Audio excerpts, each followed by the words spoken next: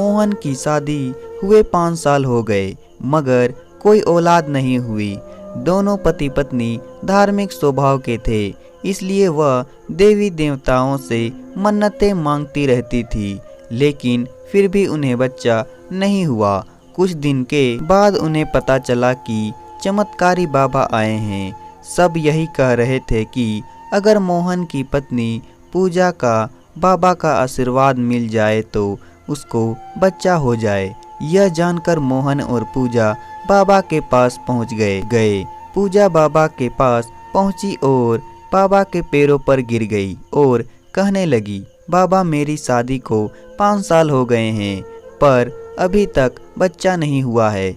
मैं बच्चों का मुंह देखने के लिए तरस गई हूँ। निराश मत हो, तुम्हें औलाद का सुख जरूर मिलेगा। बाबा ने दिलासा देते हुए कहा, बेटी औलाद का सुख पाने के लिए तुम्हें एक काम करना पड़ेगा। जी बाबा जी, मैं सब कुछ करने को तैयार हूँ, बस मुझे औलाद हो जाना चाहिए। ठीक है, पर तुम्हें ध्यान रहे मैं किसी भी रूप में मैं तुम्हें औलाद दे सकता हूँ, इसलिए किसी भी हालत में भंग नहीं होनी चाहिए, नहीं तो तुम्हारा पति मर जाएगा। पूजा ने कहा, ठीक है बाबा जी, मैं तपस्या भंग नहीं होने दूंगी। उसके बाद बाबा पूजा को एकांत में एक कमरे में ले गए और वहां पर पूजा के अंगों के साथ खेलने लगे।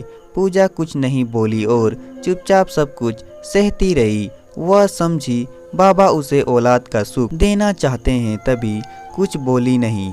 बाबा उसके साथ यही सब करता रहा और फिर उसके ऊपर कुछ मंत्र पढ़कर डाले। फिर दोनों बाहर आ गए और बाबा कहने लगे, कल फिर आना। पूजा को थोड़ा अजीब लग रहा था कि बाबा मेरे अंगों के साथ खेलते हैं और फिर मंत्र पढ़कर फूंक मारते हैं और फिर कमरे से बाहर आ जाते हैं। ऐसे ही बाबा ने पूजा को करीब 4 महीने लगातार बुलाया। एक दिन कहने लगे कि अब जब तुम्हें माहवारी आए तो उसके 3 दिन बाद मेरे पास आना। पूजा को जब महीना आया तो वह तीसरे दिन बाबा के पास गई।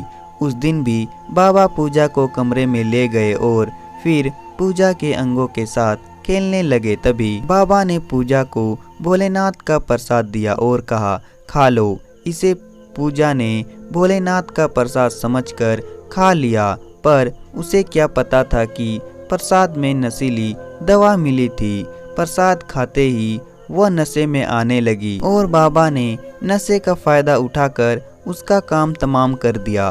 पूजा जब उठी तो उसे थोड़ा अजीब सा लगा, क्योंकि उसके बाल बिखरे हुए थे और साड़ी का पल्लू भी ठीक नहीं था। वह समझ गई कि बाबा ने मेरे साथ कुछ किया है, फिर भी उसने कुछ नहीं बोला, क्योंकि वह चाह रही थी कि उसे किसी तरह बच्चा हो जाए।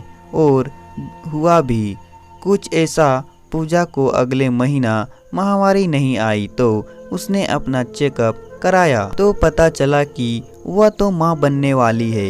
यह खबर सुनकर बहुत खुश हो गई और खुशी के मारे वह उछलने लगी। जब पूजा ने अपने पति मोहन को यह खुशखबरी बताई तो वह भी खुश हुआ, पर अंदर ही अंदर सोचने लगा कि आखिर यह बच्चा आया कहां से, क्योंकि मैं तो कभी बाप बन नहीं सकता, तो यह सब हुआ कैसे। मोहन भी ज़्यादा सवाल जवाब नहीं करना चाहता था, क्योंकि उसे भी बच्चे का मुंह पहली बार देखने को मिला है। बच्चा के लालच में बाबा लोग औरतों का शोषण करते हैं। तो दोस्तों, कहानी पसंद आए तो वीडियो को लाइक करें और साथ ही साथ चैनल को सब्सक्राइब भी कर दे।